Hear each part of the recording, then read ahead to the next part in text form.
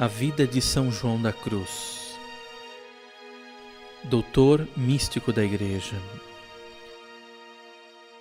João de Yepes nasceu em 1542, em um lugarejo chamado Fontíveros, em um povoado na extensão da planície da Espanha, filho de Gonçalo de Yepes e Catarina Álvares, ambos originários de Toledo.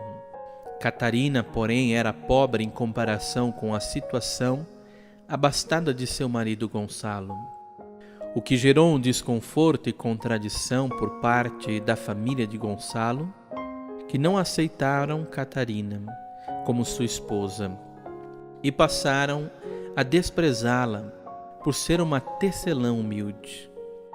A vida humilde de Catarina inicia-se em meio a grandes dificuldades. Gonçalo vem a falecer cedo e Catarina começa a viver em extrema pobreza. A vida da família começa a se construir em meio a estas dificuldades. 3 filhos estão sob o cuidado de Catarina: Francisco, Luís e João. Em meio às diversas dificuldades enfrentadas, a família muda-se para Medina del Campo. João completa seus 9 anos e começa a frequentar o Colégio de los Doutrinos. Frequentou a catequese para crianças, que tinha como objetivo ampliar os horizontes culturais dos alunos, ensinando-os a ler e a escrever. Daquele colégio, João passou para o Mosteiro da Penitência, conhecido como a Madalena, onde trabalhou como sacristão. Pouco tempo depois, Alonso Álvares de Toledo, cavalheiro que vivia em um hospital de Las Bubas, naquela mesma região, acolheu João e o responsabilizou de pedir esmolas em favor dos pobres. Entre os jovens se destacou pelo seu zelo e dedicação. Conquistando o respeito de todos, entrou para o Colégio da Companhia de Jesus e se destacou nos estudos e no amor às letras. Dedicando-se com afinco aos estudos, em pouco tempo fez grandes progressos. Em contrapartida, mostrou-se um pouco limitado quanto aos trabalhos manuais.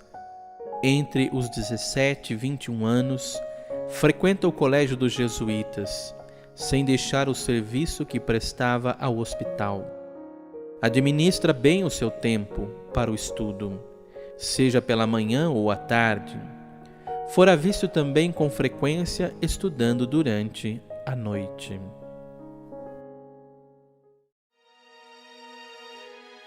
O Carmelo. Aos 21 anos, toma a decisão de se tornar religioso em Medina del Campo. Nesta mesma cidade estão presentes os beneditinos, os dominicanos, os franciscanos, os jesuítas e os carmelitas.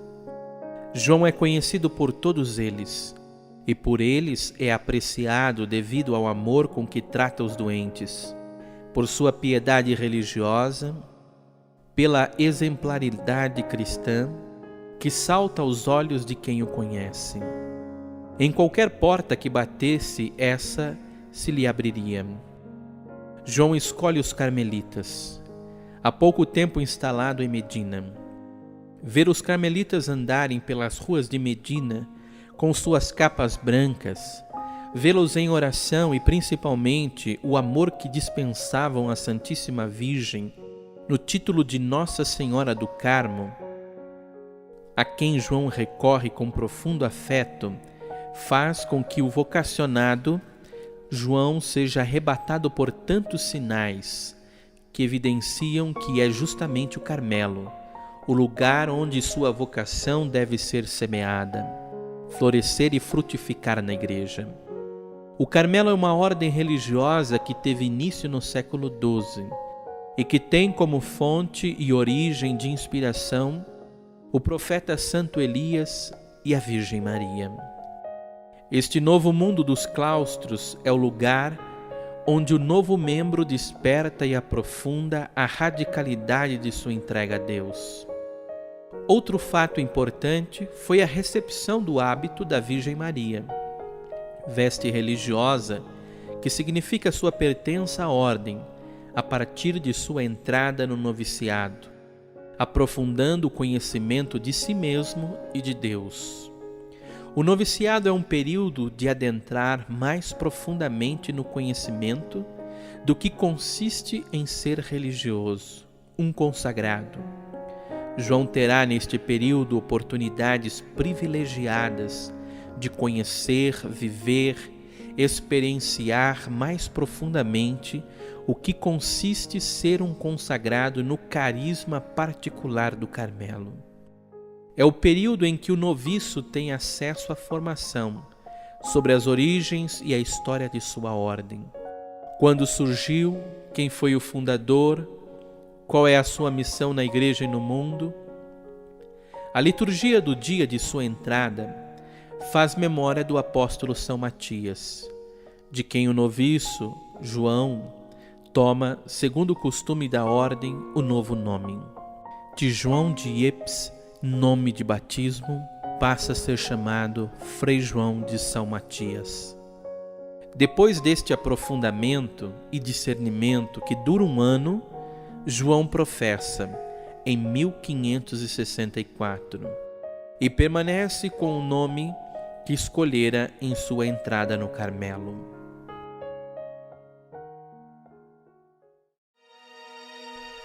De Salamanca a Duruelo. Na Universidade de Salamanca, onde estuda filosofia e teologia, impressiona-se com as diversas transformações na arte, no modo de pensar e conceber a vida, onde o homem vai tornando-se o centro das especulações. É o momento do renascimento. A universidade vive o seu momento de glória. Professores de prestígio, estudantes em grande número, destaque para os estudos bíblicos e teológicos, variedades de escolas e tendências. Frei João de São Matias se destaca pela piedade e o estudo. Estes dois elementos característicos da vida consagrada devem ser um instrumento para conduzir o homem para a verdade. Frei João chega a ser eleito chefe dos estudantes, encargo este que o responsabiliza de dedicar-se no auxílio das defesas de teses em debates acadêmicos abertos ao público. Entretanto, Frei João de São Matias sofre uma crise interior neste momento, onde seu coração não se contenta apenas em conhecer e promover determinadas especulações teológicas, mas seu intuito principal é o de saboreá-las. Em meio a este momento de crise, Frei João reza, sofre, estuda, silencia. Sente-se também tentado a abandonar o seu primeiro amor, o Carmelo, que pouco a pouco bebe e introduz em seus muros o pensamento modernista e iluminista da época. Começa a pensar em abandonar o Carmelo e ir para a Cartucha, a ordem religiosa mais austera de toda a Igreja, e que se destaca pela penitência e solidão, vida de oração intensa, que se assemelha ao seu espírito de religioso. Em meio a esta crise religiosa, surgem dois caminhos possíveis. Frei João tem que se decidir por um. O primeiro caminho é aquele apresentado pelo padre João Batista Rubio, que na autoridade de geral da ordem visita seu convento e começa a combater o espírito de secularização. Frei João abre o seu coração para o padre geral e expressa o seu desejo de viver mais profundamente a vida consagrada, pedindo licença para viver a regra, a letra. Entretanto, um desejo constante lhe perturba o coração: ir para a Cartucha. É dentro desse contexto que surge Madre Teresa de Jesus. Ele faz uma proposta que parece ser a mais razoável de todas, que é a reforma do modo de viver a vida carmelitana. Madre Teresa de Jesus, apesar da diferença de idade, com relação ao jovem sacerdote religioso, consegue despertar no coração de Frei João a volta ao primeiro amor, renovando seu espírito religioso. Frei João de São Matias decidiu escolher a reforma, e com isso inicia-se uma renovada forma de se viver a espiritualidade carmelitana. Este é um novo impulso para muitos religiosos carmelitas, descontentes com a falta de radicalidade e relaxamento, e das buscas de títulos e outras superficialidades instaladas no convento. Depois de um tempo de discernimento, Frei João decide dar início à reforma no ramo masculino do Carmelo, e o lugar que escolhe é Duruelo. A cidade se destaca em meio aos pinheiros que a escondem, e a paisagem prenuncia um novo rumo espiritual, diferente daquele das movimentadas e conturbadas aulas em Salamanca. No primeiro domingo do Advento, 28 de novembro de 1568, surge a primeira comunidade, formada por 3 religiosos, vindos do antigo Carmelo: Frei João da Cruz, Padre Antônio de Jesus e Frei José de Cristo. Ao fazer a renovação de sua profissão, Frei João escolhe o seu nome definitivo, que está muito relacionado com a sua vida e história pessoal: Frei João da Cruz. Todos os seus discípulos não resistem ao silêncio quanto ao narrar o início dramático da reforma do Carmelo. Frei João repreende um dia Padre Antônio, que deixa escapar alguns detalhes sobre a vida heróica daqueles primeiros dias. Padre, esta é a palavra que nos demos, de que em nossa vida não se trataria e nem se saberia disto. Dos 10 anos que correspondem à sua vida na reforma, dedica 5 anos à formação dos Carmelitas Descalços, de 1568 a 1572, e outros 5 à formação das monjas carmelitas, de 1572 a 1577. Torna-se o primeiro mestre de noviços em Duruelo, Mancera, e pouco a pouco depois organiza um novo noviciado em Pastrana.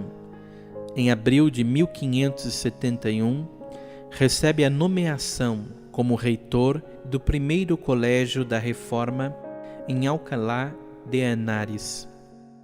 Incansavelmente, continua a transmitir o verdadeiro espírito da Reforma em seus estudantes, dizendo sempre: religioso e estudante, religioso adiante.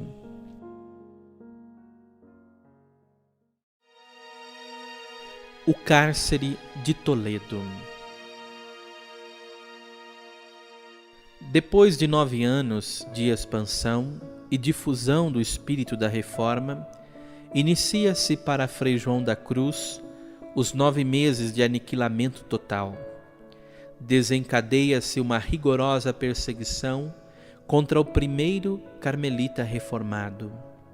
Todavia, Frei João da Cruz é um místico e possui e transmite uma experiência concreta da vida espiritual.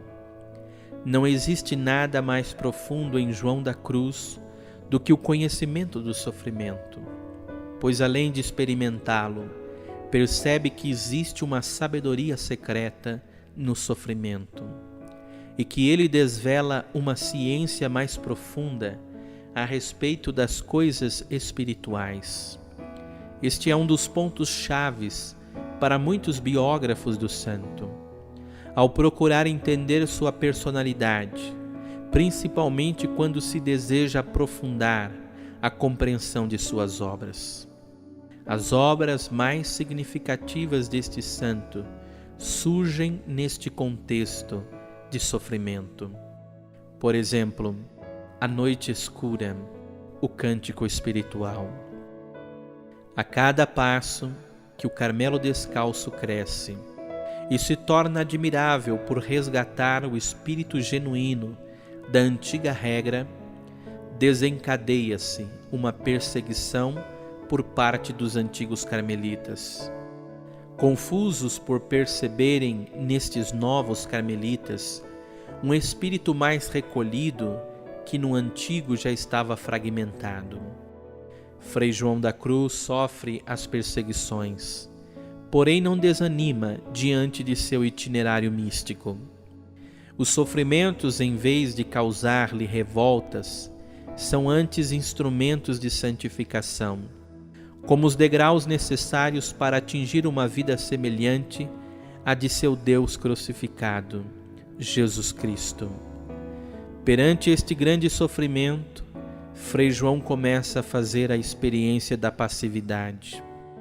Esta gera em sua própria pessoa uma maior confiança e despojamento de si mesmo, aprofundando seu conhecimento com relação à sua própria pessoa, com Deus e o mundo que o circunda. É um estado de crescimento pelo qual Deus costuma conduzir seus amigos a uma ciência mais profunda. Tão delicado e difícil de viver, tanto como a própria experiência do cárcere, é o período pós-cárcere. Durante os 13 anos que se seguem, será solicitado repetidamente para relatar a experiência e os horrores do cárcere. Tentação esta perigosa de converter-se em herói ou em vítima. Com grande maturidade e bondade de coração, Frei João desfaz todo o mito de crueldade ou de heroísmo. Dos que o maltratavam, falava com respeito e comentava: assim fizeram porque pensavam que estavam certos, aplicando esses castigos a um rebelde. Chega a brincar algumas vezes quando comenta seus sofrimentos. Anos mais tarde dizia o santo, por gracejo, que o açoitaram mais que a São Paulo. Em sua ação há algo que vai além da humildade e do perdão. Vê a experiência do cárcere como dom de Deus imenso e merecido. As graças recebidas compensam com vantagens os sofrimentos da prisão, bem que valeu a pena.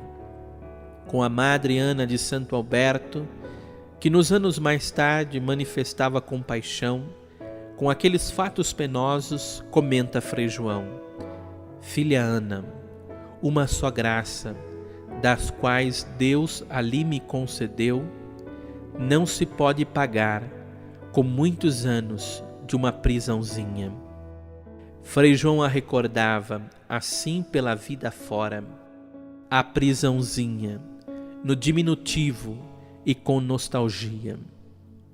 Entretanto, numa noite de agosto de 1578, o carcereiro esquece a porta aberta e Frei João, encontrando uma janela, desce por ela, fugindo para o mosteiro das Carmelitas Descalças, onde é recomendado a um benfeitor que lhe ajuda a se recuperar antes de recomeçar seu caminho.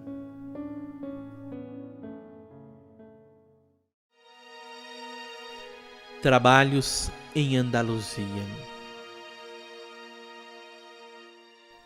Parte para Andaluzia, região que desperta boa impressão em seu espírito, pois inspira através de seus horizontes a liberdade tão almejada. Vive 10 anos em Andaluzia, de 1578 a 1588, onde, em meio às agitações dos trabalhos e direções espirituais, tornam-se anos fecundos e ativos. Em meio a diversas atividades, ele encontra tempo para redigir seus escritos. O Calvário é o seu primeiro destino. Trata-se de um convento solitário entre Úbeda e Beas. Frei João encontra-se envolvido em trabalhos manuais, seguindo os ofícios que lhe cabem como religioso. É nesse momento que Frei João da Cruz dedica-se à redação do poema da Noite Escura. Exerce também a função de superior do convento e dedica-se à assistência das Carmelitas de Beas. Participa da fundação do convento de Baeza. Os carmelitas desta região, percebendo o florescimento dos estudos e dos movimentos espirituais, organizam-se para a formação de um colégio.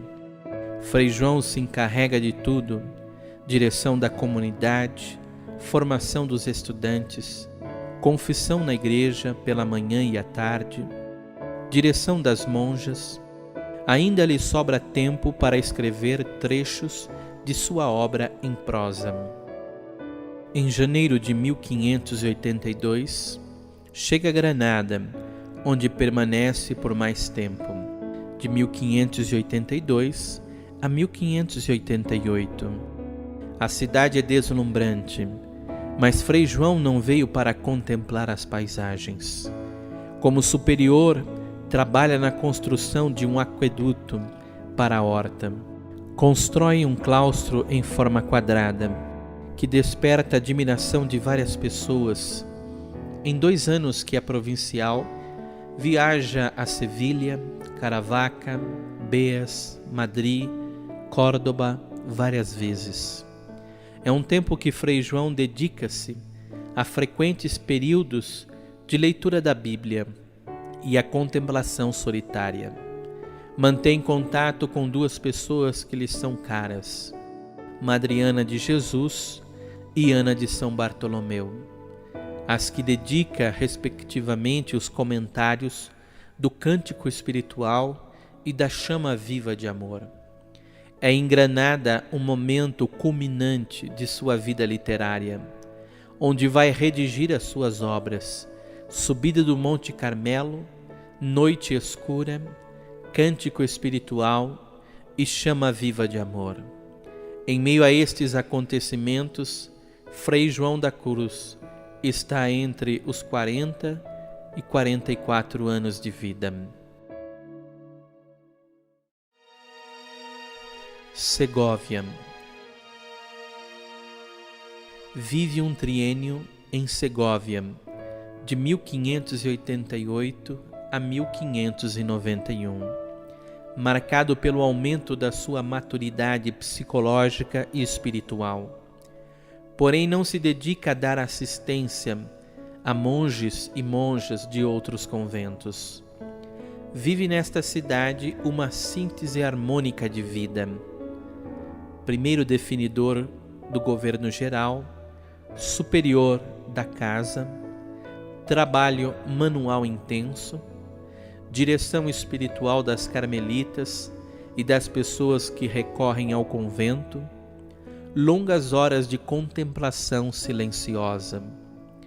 Não demora muito e vem a se unir neste momento um grande florescimento espiritual, sofrimentos que iriam constituir a última lapidação do santo, começando por um desencontro, divisão entre Frei João da Cruz e o padre Dória, que estava no momento conduzindo o governo da ordem.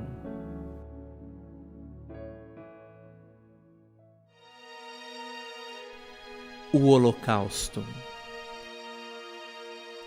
Frei João da Cruz consome sua vida no Carmelo, por amor a Deus e aos irmãos.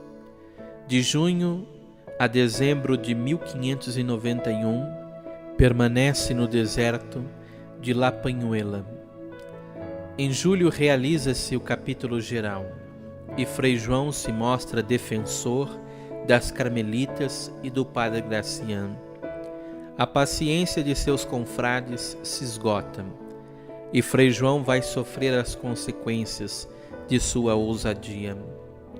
Todos os membros do conselho são reeleitos, menos Frei João da Cruz.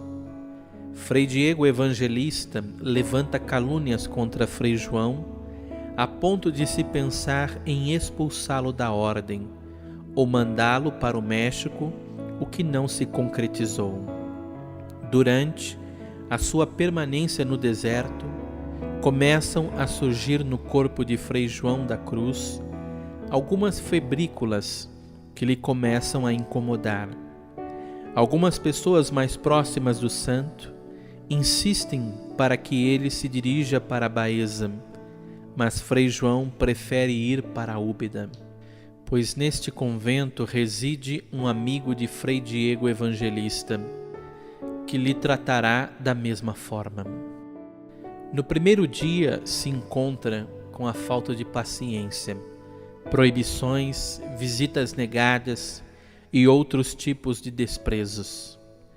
Frei João não tem dúvida, Úbeda é a última oferenda, o altar apropriado para a consumação. Frei João para lá se encaminha, como se ouvisse a exigência profunda da consciência para o último gesto de fidelidade à cruz.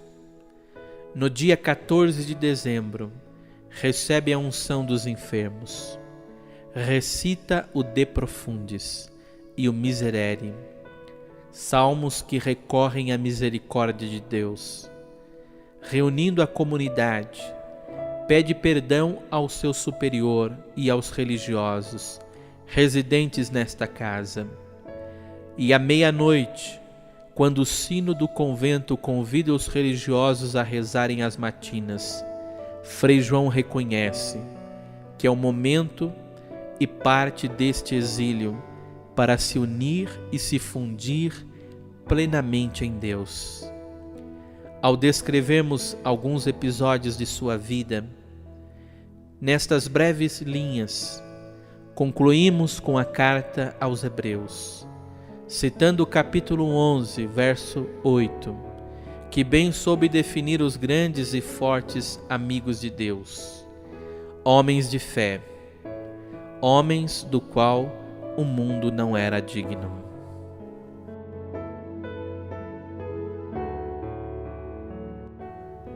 São João da Cruz, doutor místico da Igreja, continua sendo para muitos que buscam uma vida espiritual séria, profunda, autêntica, exemplo, guia e mestre através de seus escritos espirituais. Pessoas como São João Paulo II buscaram nele compreender a fé, mergulhando nesse mistério da paixão, morte e ressurreição do Senhor, como bem aparece nas obras de São João da Cruz. Todo aquele que busca bem compreender e bem viver a vida espiritual, uma hora ou outra acaba encontrando suas obras, e nessas mesmas obras alimento sólido para o seu caminhar. Que São João da Cruz, doutor místico da Igreja, nos ajude a viver a partir desse mistério, mistério que fascina, mistério tremendo de Deus, que nos convida a cada dia mais, por amor, nos abandonarmos à providência divina, que nos conduz por caminhos inesperados, mas sempre nos conduz a caminhos que nos fazem mais plenos como seres humanos e como filhos de Deus.